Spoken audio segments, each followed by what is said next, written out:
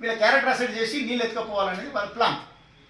అందులో భాగంగా ఇదంతా కుట్ర జరుగుతుంది. అందుకొరకే మా ముఖ్యమంత్రి సవాల్ చేసిండు, సుప్రీంకోర్టులో పిటిషన్ వేసిండు మా నీళ్ళ మంత్రి ఉత్తమ్ కుమార్ రెడ్డి. సుప్రీంకోర్టులో స్పెషల్ లీవ్ పిటిషన్ వేయడం జరిగింది. ఏమని వేసినాడు లీవ్ పిటిషను?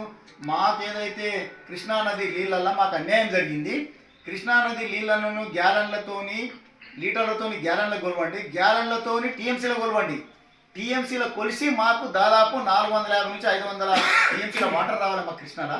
299కి గత ప్రభుత్వం ఒప్పుకున్నది, మేము ఒప్పుకోమని క్లియర్గా చెప్పిండు ఆయన. అసెంబ్లీ వేదికగా చెప్పిండు, సుప్రీంకోర్టులో కూడా చెప్పేసిండు, అఫిడవిట్ వేసిండు సుప్రీంకోర్టులో.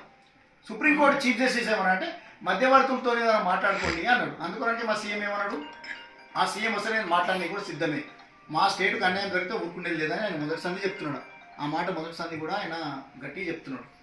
అయితే ఇలా ఈ పొన్నం ప్రభాకర్ను కానీ మా కోమటిరెడ్డి వెంకరెడ్డిని కానీ క్యారెక్టర్ అసెట్ ఎందుకు చేస్తున్నారంటే వీళ్ళు మొదలే తెలంగాణ కురానికి గవర్నమెంట్ లేనప్పుడే కొట్లాడిన వాళ్ళు, అక్కడ పార్లమెంట్లో కానీ మంత్రి పదవులు కానీ త్యాగం చేసిన వాళ్ళు ఈ నీళ్ళ విషయం వస్తే ఇంకెక్కువ కొట్లాడతారని వీళ్ళు క్యారెక్టర్ అసెట్ చేసే విధంగా ఏదేదో లేని కట్టుకథలు అల్లి వీళ్ళ క్యారెక్టర్ దెబ్బతీసే విధంగా ప్రయత్నం చేస్తున్నారు. దాన్ని కాంగ్రెస్ పార్టీ పెద్దలు గౌరవనీయులైనటువంటి మా జిల్లా కాంగ్రెస్ ప్రెసిడెంట్ కానీ గౌరవ ఎమ్మెల్యే గారు తీవ్రంగా ఖండించడానికి, ఈ విషయం లోపల తెలంగాణ ప్రజలు బాగా ఆలోచన చేయండి, మేధావులు ఆలోచన చేయండి. ఈ మీడియా సంస్థలు మన దగ్గర ఉన్నాయి దోసుకపోనీకి కానీ మనల్ని డెవలప్ చేయనిక కాదు. వాళ్ళు ఎంత మాట్లాడినా ఆంధ్రకే వాళ్ళకి ఫేవర్ ఉంటారు. వాళ్ళు అక్కడ పుట్టింది కాబట్టి ఆ ప్రాంతం మీద మమకారంతో తెలంగాణ లీడర్లను, తెలంగాణ ముఖ్యంగా కాంగ్రెస్ లీడర్లను క్యారెక్టర్ను నష్టం చేసే విధంగా వాళ్ళు ప్రయత్నం చేస్తుంటారు. తెలంగాణ ప్రజలు వాళ్ళ మాటలు కానీ వాళ్ళ మీడియాలో వచ్చే కథలు కానీ నమ్మొద్దని మా యొక్క విజ్ఞప్తి. పత్రికా సమావేశానికి ఇచ్చేసిన ఈరోజు ఈ పత్రికా సమావేశం పెట్టడానికి ముఖ్య ఉద్దేశం ఏంటంటే రాష్ట్రంలో గౌరవపదంగా ఉన్న సీనియర్ మంత్రి కోమటిరెడ్డి వెంకరెడ్డి గారు కానీ పొన్నం ప్రభాకర్ కానీ మరి ఈ వ్యవస్థను కాంగ్రెస్ పార్టీని ఒక గాడిలో తీసుకొని వెళ్ళే మంత్రులపైన ఒక ఐఏఎస్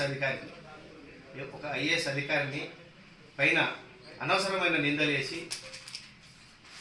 మరి ప్రభుత్వాన్ని కానీ మరి పార్టీని కానీ ఏదో తప్పుదోవ పట్టియాలనే ఉద్దేశంతో ఆంధ్ర మీడియా కొంతమంది ఛానళ్ళు వీళ్ళు కలిసి కాంగ్రెస్ పార్టీ మీద అబద్ధాలు మోసి పార్టీని బదనాం చేయాలి, ప్రభుత్వాన్ని బదనాం చేయాలనే ఉద్దేశంతో ఈ కార్యక్రమాన్ని వాళ్ళు కావాలనే ఉద్దేశంతో చెప్పడం జరిగింది.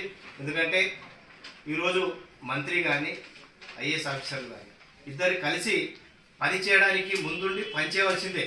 ఎందుకంటే చేయకపోతే పని కాదు. ఇప్పుడు అఫీషియల్ చాలామంది మహిళలే ప్రాధాన్యం. ఈరోజు మనం ప్రభుత్వాల్లో ప్రతి స్థాయిలో మహిళలు లేకపోతే మనం ఏం చేయలేం. మనం ఇంట్లో కూడా మనకు అక్క చెల్లెళ్ళు అందరు ఉన్నారు.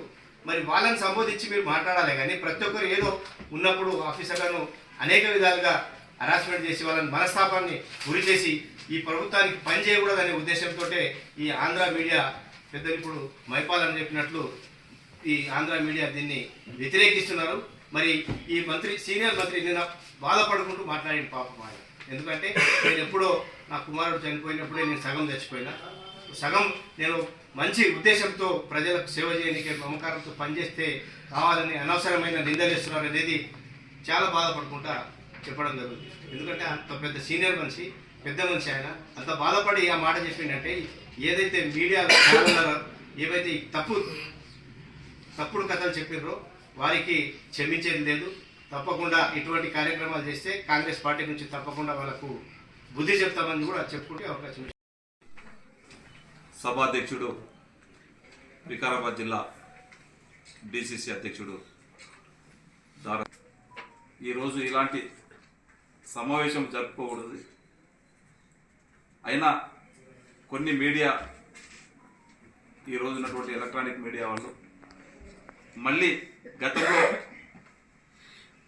తెలంగాణ ఉద్యమం నడిపించినప్పుడు ఏ విధంగా అయితే తప్పుదో పట్టించారో ఈరోజు గౌరవ ముఖ్యమంత్రి గారి ప్రభుత్వంలో మా ముఖ్యమంత్రి గారు రోజు 18 గంటలు కష్టపడుకుంటూ ఒక చక్కటి క్యాబినెట్ని సీనియర్ మంత్రులను పెట్టుకుంటూ ఒక మంచి అనుభవం ఉన్నటువంటి అధికారులను పెట్టుకుంటూ పాలన చేస్తూ ఉంటే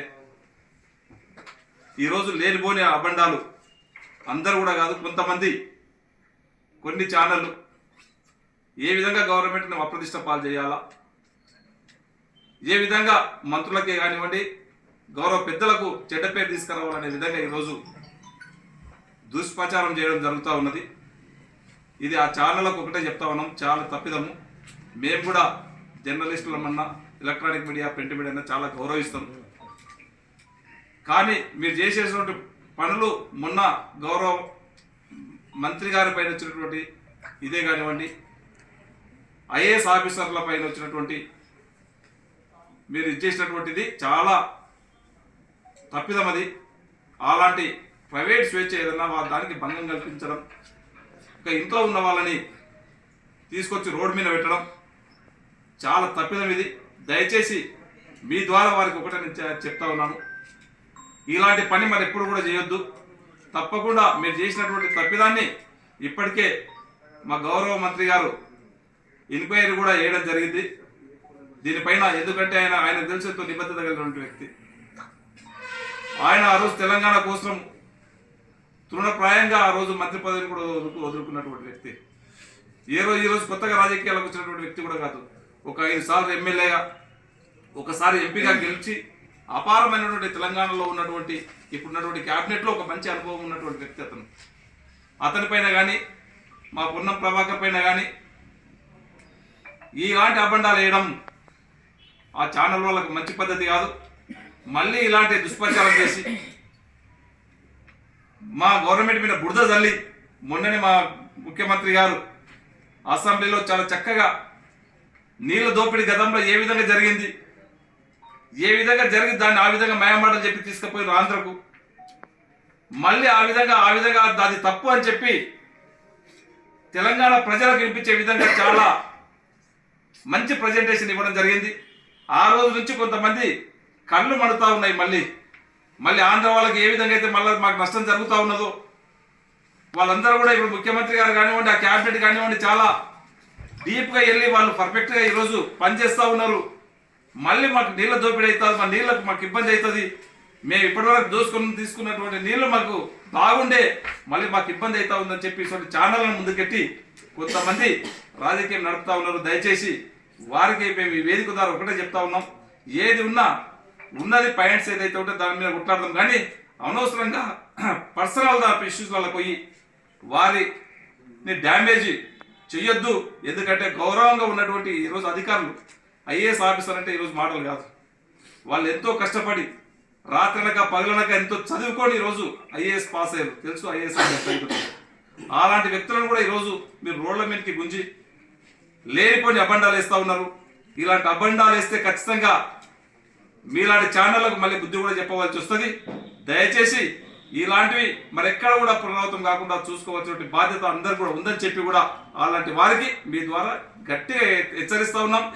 ఎందుకంటే మాకు కోమటిరెడ్డి వెంకరెడ్డి గారు అంటే తెలుసు, అతను ఎంత నిబద్ధత కలిగిన వ్యక్తి, బీద బడుగు బలైన వర్గాల ప్రజల పట్ల ఏ విధంగా ఉంటాడు, ఎంత ఆప్యాయతగా ఉంటాడో మేము దగ్గరుండి కొన్ని సంవత్సరాల నుంచి చూసుకుంటూ వస్తున్నాం.